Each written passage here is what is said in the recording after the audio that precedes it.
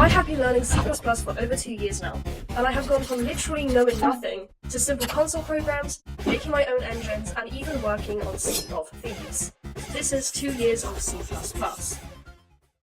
I started my journey all the way here at the bottom of the food chain. I knew zero C++, never touched it, and never planned to.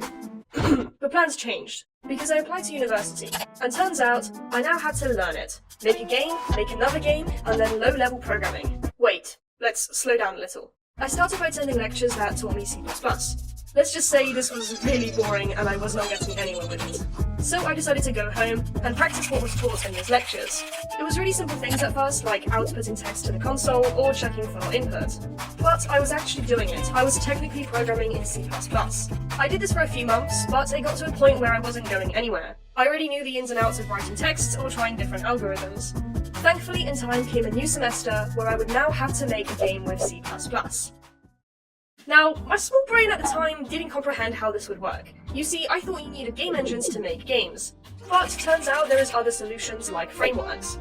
And so I started using this thing called SDL, which basically allows me to turn this console project into a window that now can check for input, have graphics, audio, and more.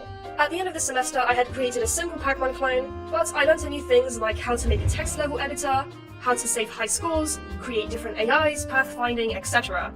At this point, I was pretty confident with C++, but that was all about to come crashing down with the next year of university projects. Yeah, you read that correctly. I needed to now create my own graphical application. For those who don't know what that is, I have to first create a window that write 100 lines of code to render a single square. Scrap that, we now need a cube, which means another 300 lines of code. Then we need to create our own shader. What even are shaders? How do I make shaders? I don't know. Then we needed to do... So, I did in fact complete the engine, eventually.